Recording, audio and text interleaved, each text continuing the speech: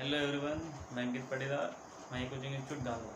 ठीक है, तो आज हम शुरू करने वाले कुछ ऐसे क्वेश्चन जो BHU, PAT और CPAT तीनों ही एक साथ में आते हैं। ठीक है, इनका बहुत महत्वपूर्ण रोल होता है। ठीक है, साथ ही आपको यह ध्यान रखना है कि जो हम सीरीज़ लेकर आगे आए हैं, ये सारी सीरीज़ को सारे क्वेश्चन को अच्छे से पढ़ना है। ठीक है, ताकि आपके सारे डाउट जो है वो क्लियर होते रहें। ठीक है, हम मोर देन कम से कम अप्रोक्सीमेट 1000 क्वेश्चन देखने वाले सीरीज़ के माध्यम से। ठीक है, तो आपको सिर्फ ये देखना है कि हमको करना क्या है। ठीक है, और सारे क्वेश्चन को हल करने के लिए अब अपन देखते हैं। पहला क्वेश्चन आपकी स्क्रीन पर, भारतीय गेहूं अनुसंधान संस्थान कहाँ स्थित है। ठीक है, तो भारतीय गेहूं अनुसंधान संस्थान है ना, इंडियन व्हीट रिसर्च इंस्टीट्यूट कहाँ पर स्थित है। ठीक है, आप बात करें तो ये तो बात कर रहे हैं किसकी, इंडिया की। ठीक है, इंडिया में यदि पूछे तो आप ध्यान रखें ये है करनाल में। कहाँ पर है, करनाल में। कहाँ पर है, करनाल।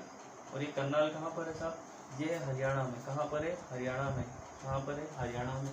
लेकिन यह पूछा गया क्वेश्चन, ध्यान से, गेहूं अनुसंधान संस्थान। ठीक है, यदि आपसे पूछ ले मध्य प्रदेश में, ठीक है, या गेहूं अनुसंधान निदेशालय कहाँ पर है, तो मध्य प्रदेश में कहाँ पर है सर, सीहोर में। क्या है, सीहोर में। ठीक है, DWR। ठीक है, तो ध्यान रखना। तो यहाँ पर अपना आंसर क्या होगा सर, करनाल होगा। ठीक है, दिल्ली में कौन है सर, IARI। ठीक, और क्या है सर, और भी बहुत सारी चीज़ें हैं, लेकिन दो महत्वपूर्ण, ICAR भी वहीं कहाँ पर है, दिल्ली में है। कटक में क्या है, चावल अनुसंधान संस्थान। ठीक है, बरेली में IVRI, Indian veterinary research institute. ठीक है, भारतीय पशु चिकित्सा अनुसंधान संस्थान रायबरेली इज्जत नगर में है। ठीक है, उसके बाद करनाल में और क्या है सर, मृदा लवणता अनुसंधान संस्थान कहाँ पर है, करनाल में। ठीक है, चलते हैं अपन अगले क्वेश्चन की तरफ और उस क्वेश्चन का विश्लेषण करते हैं, पता करते हैं उस क्वेश्चन से हमको क्या मिलने वाला है। क्वेश्चन आपकी स्क्रीन पर है और अगला क्वेश्चन बोल रहा है, ठीक है, कि आशीर्वाद किसकी किस्म है। ठीक है, क्या है भैया, यहाँ आशीर्वाद मिल रहा है, क्या मिल रहा है, आशीर्वाद।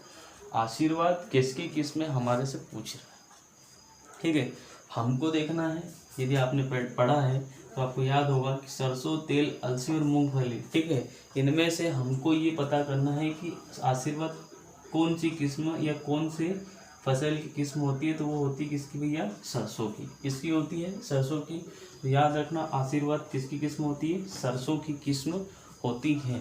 ठीक है, चलते हैं अपन अगले क्वेश्चन की तरफ। अगले क्वेश्चन आपकी स्क्रीन पर है और यहाँ पर पूछ रहे हैं हमारे से कि कैसे पौधों में जल उपयोग दक्षता अधिक होती है। ठीक है, कैसे पौधों में जल उपयोग दक्षता अधिक होती है, तो हमको यहाँ देखना है कि सबसे पहले जो केम पौधे होते हैं। ठीक है, केम का पूरा नाम होता है क्रेसुलेशियन एसिड मेटाबॉलिज्म। क्या नाम होता है, क्रेसुलेशियन एसिड मेटाबॉलिज्म। ठीक है, ये जो पौधे हैं ये रेगिस्तानी इलाकों में पाए जाते हैं। कहाँ पाए जाते हैं, रेगिस्तानी। और रेगिस्तानी इलाकों में आपको पता होगा शुष्क क्षेत्र होता है, इसलिए पानी की क्या होती है, कमी होती है। किसकी कमी होती है बेटा, पानी की कमी होती है। और पानी की कमी होती है और रेगिस्तानी इलाके होते हैं, मरुभूमि होती है। कैसी, मरुस्थलीय भूमि होती है, तो वहाँ पर जो तापमान होता है ज़्यादा होता है और प्रकाश का जो लेवल है वो भी ज़्यादा होता है। तो यहाँ पर जो पौधे पाए जाते हैं वो पौधे जो है रात में रंध्रों को खोल लेते हैं। ठीक है, पौधों के जो रंध्र होते हैं, ठीक है, स्टोमेटा होते हैं रंध्र, वो कब खुले होते हैं, तो रंध्र दिन में होते हैं बंद और रात में होते हैं खुले। ठीक है, तो रात में CO2 अंदर जाती है, जबकि दिन में सारे रंध्र क्या होते हैं, बंद होते हैं। अब रंध्र बंद है तो वाष्पीकरण, वाष्पोत्सर्जन नहीं होगा, और वाष्पोत्सर्जन होगा जल की हानि नहीं होगी। ठीक है, तो इसी तरीके से सर्वाधिक जल का जो दक्षता होती है वो किसकी होती है, केम की होती है।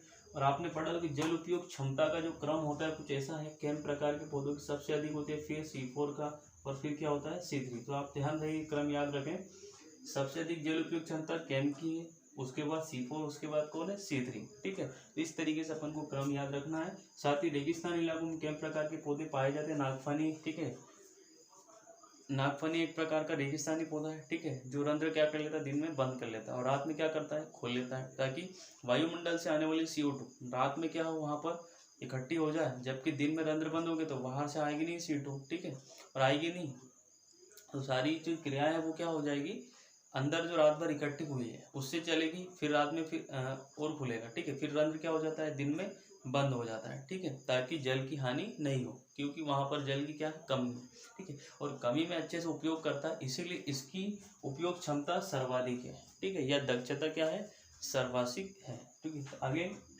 नेक्स्ट क्वेश्चन की तरफ ही अच्छा है। और अगला क्वेश्चन जो आपकी स्क्रीन पर है वो क्वेश्चन कह रहा है कि निम्न में से कौन सी, ठीक है, भैंस की नस्ल है। आपसे पूछ रहा क्या है, 4 ऑप्शन दिए और एक क्या पूछ रहा है, भैंस की नस्ल, इनमें से कौन सी भैंस की नस्ल है, ठीक है। तो भाई देखें, सबसे पहले जो नस्ल है वो क्या है, जर्सी। और ये जो है ये गाय की नस्ल है, विदेशी गाय की नस्ल है। कौन सी, विदेशी, ठीक है। जर्सी द्वीप ब्रिटेन आयरलैंड में पाई जाती है, ठीक है। तो ये गाय की नस्ल है। सिंधी सर्वाधिक वसा परसेंट 4.9% होता है, ये भारतीय गाय है, ठीक है। भारतीय दुधारू गाय है, मतलब ये भी क्या है, गाय है, ठीक है।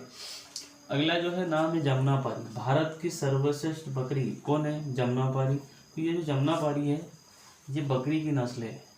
किसकी नस्ल है, बकरी।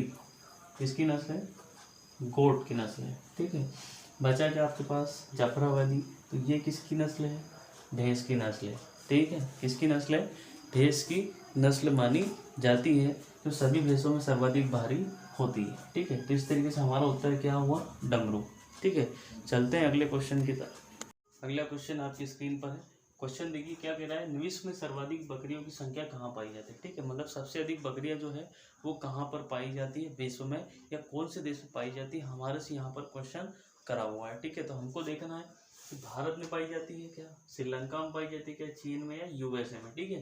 तो भैया बकरियों की जो संख्या है, ठीक है, बकरियों की संख्या वर्तमान में सर्वाधिक पाई जाती है चीन में, ठीक है। सबसे अधिक बकरियों की संख्या कहाँ पर है, चाइना में, ठीक है। तो याद रखना सर्वाधिक बकरियों की संख्या कहाँ पर है, चाइना में है, ठीक है। तो इस वीडियो को देखने के लिए आप सभी लोगों को बहुत बहुत धन्यवाद, ठीक है। तो